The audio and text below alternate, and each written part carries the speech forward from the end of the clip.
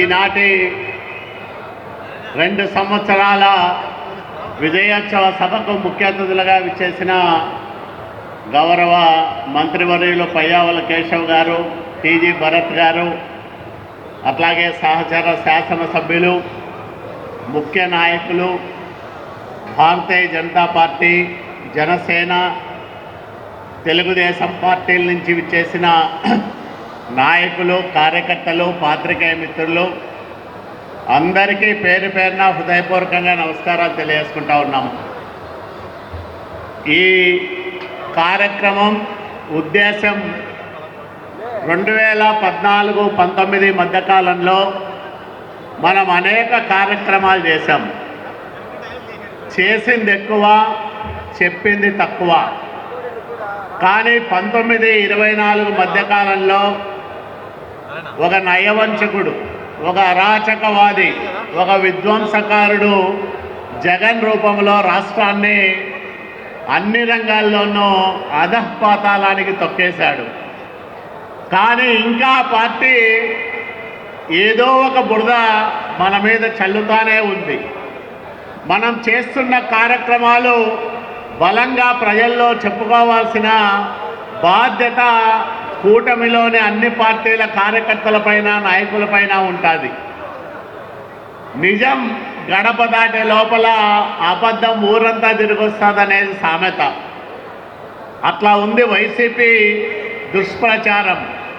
ఉదాహరణకు mega DSC రూపంలో దాదాపు 16,000 మంది ఉపాధ్యాయుల నియామకాన్ని అత్యంత పారదర్శకంగా చేస్తే నారా లోకేష్ బాబు గారు, ఇందాక ఒక మైనార్టీ సోదరుడు చెప్పాడు, 2018లోనే నేను డిఎస్సి రాశాను, దురదృష్టవశాత్తు నాకు రాలేదు.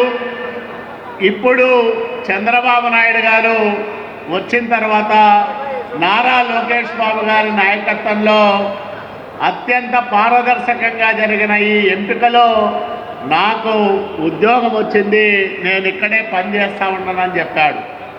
చాలా సంతోషం అనిపిస్తుంది ఇట్లా వాళ్ళని చూస్తే.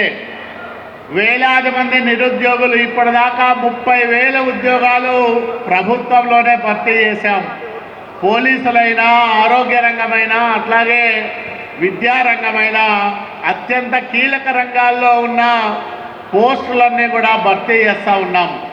అనంతపురం జిల్లా లేదా రాయలసీమ, మన ఆర్థిక శాఖ మంత్రి పయ్యావుల కేశవ్ గారు నిర్మలా సీతారామన్ గారితో పదే పదే మాట్లాడి మన బాధలు, మన కష్టాలు, మన కన్నీళ్ళు, తరతరాలుగా మనం అనుభవిస్తున్న అవస్థల్ని పదే పదే చెప్పి 30,000 కోట్ల రూపాయలు, అది 40,000 కోట్లకు పెరుగుతూ ఉందని చెప్తా ఉన్నారు. ఇదే కాకుండా 70 లక్షల కోట్ల రూపాయలు ఒక ఉద్యానవన రంగంలోనే రాయలసీమలో పెట్టుబడులు రాబోతా ఉన్నాయంటే ఈ రాయలసీమ పైన చంద్రబాబు నాయుడు గారికి, అట్లాగే మన ఆర్థిక శాఖ మంత్రి పయ్యావుల కేశవ్ గారికి ఎంత శ్రద్ధ ఉందో మనం అర్థం చేసుకోవచ్చు. పరిశ్రమలు, ఇందాక టీజీ భరత్ గారు చెప్తా ఉన్నారు, కళ్యాణ్ దుర్గంలో ఒక 2 పరిశ్రమలు రాబోతా ఉన్నాయని. చాలా సంతోషం. ఎందుకంటే ఇప్పటిదాకా సత్యసాయి జిల్లాలోనే కర్ణాటక రాష్ట్ర సరిహద్దుల్లో ఎక్కువ పరిశ్రమలు వస్తూ ఉన్నాయి. అక్కడి నుంచి కళ్యాణ్ దుర్గం స్టార్ట్ అయింది ఇప్పుడు. అట్లాగే రాయదుర్గము, ఉరవకొండ, గుంటకల్లు, ఇటువైపు సింగనమల, తాడిపత్రి అన్ని నియోజకవర్గాలకు ఈ పారిశ్రామిక ప్రగతి విస్తరిస్తుందని నేను ఆశిస్తూ ఉన్నా. ఎందుకంటే ఒక పరిశ్రమ పెడితే ప్రభుత్వానికి ఆదాయం వస్తుంది, స్థానికంగా చాలామందికి ఉద్యోగాలు వస్తాయి, ఉపాధి అవకాశాలు పెరుగుతాయి. ఆ నియోజకవర్గం, ఆ ప్రాంత ఆర్థిక అభివృద్ధిలో ఒక పరిశ్రమ చాలా కీలకంగా మారుతుంది. ఇలాంటి పరిశ్రమలకు భరత్ గారు ప్రాతినిధ్యం వహిస్తూ ఉన్నారు ఆ శాఖకు. వీళ్ళందరూ అంటే ఈ రాష్ట్ర ప్రగతి రథానికి ప్రధానంగా 4 చక్రాలు అనుకుంటే ప్రధానమంత్రి నరేంద్ర మోడీ గారి ఆశీస్సులు ఒక చక్రం, చంద్రబాబు నాయుడు గారి చాణక్యం, పాలన అనుభవం ఒక చక్రం, పవన్ కళ్యాణ్ గారి దృఢ సంకల్పం, ఆయన సహకారం మరో చక్రం. అట్లాగే మన యువ నాయకుడు నారా లోకేష్ బాబు గారి స్పీడ్ ఆఫ్ డూయింగ్ బిజినెస్, ఆధునిక సాంకేతికత మరో చక్రం. ఇట్లా ఈ ప్రగతి రథానికి 4 చక్రాలు అద్భుతంగా పనిచేస్తూ ఈ రథాన్ని పరుగులు పెట్టిస్తూ ఉన్నాయి ఆంధ్రప్రదేశ్ రాష్ట్రంలో. అందుకనే ఈ దేశానికి 100 రూపాయలు పెట్టుబడి వస్తే 26 రూపాయలు ఆంధ్రప్రదేశ్ రాష్ట్రానికి వస్తూ ఉంది. అంటే దేశం మొత్తం మీద వచ్చే పెట్టుబడుల్లో 26% మనం ఆకర్షిస్తూ ఉన్నామంటే అది చంద్రబాబు నాయుడు గారి గొప్పతనం, ప్రధాని నరేంద్ర మోడీ గారి ఆశీస్సుల చలువ అనే విషయాన్ని మీ అందరికీ నేను మనవి చేస్తూ ఉన్నా.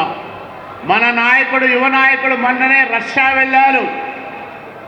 నాకు తెలిసి ఒక రాష్ట్ర మంత్రి పెట్టుబడుల కోసం రష్యాకు వెళ్ళడం నాకైతే ఎప్పుడూ తెలియదు, చూడలేదు.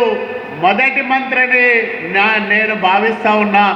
అంటే ఎక్కడెక్కడ అవకాశాలు ఉన్నాయో, ఎక్కడెక్కడ ఏ ఏ రంగాల్లో పెట్టుబడులు పెడతారో వాళ్ళందరినీ స్వయంగా కలిసి ఆ పెట్టుబడులన్నింటినీ కూడా ఆకర్షించి ఆంధ్రప్రదేశ్ రాష్ట్రాన్ని పెట్టుబడులకు స్వర్గధామంగా మార్చిన గొప్ప చరిత్ర కూటమి ప్రభుత్వానిదని మీ అందరికీ నేను మనవి చేస్తూ ఉన్నా.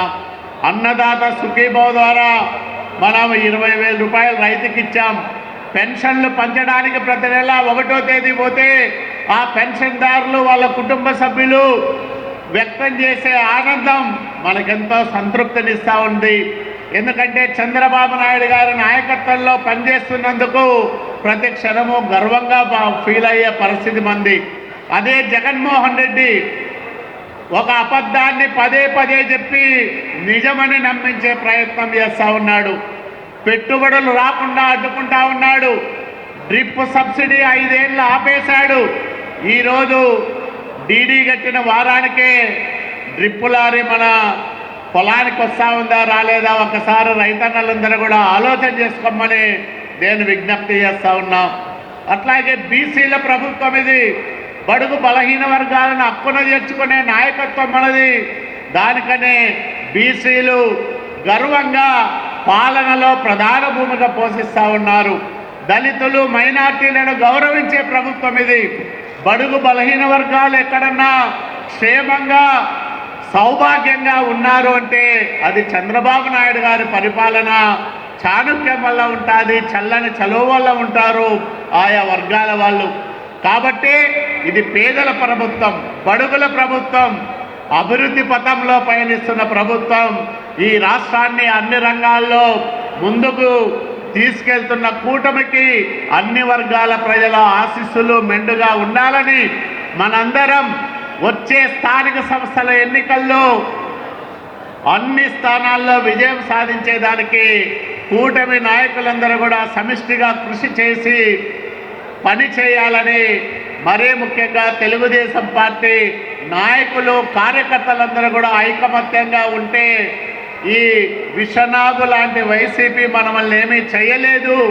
5 ఏళ్ళు ఈ రాష్ట్రాన్ని కాటేస్తే ఆ ఫలితం ఇంకెంత దారుణంగా ఉందో మనం కళ్ళారా చూస్తూ ఉన్నాం.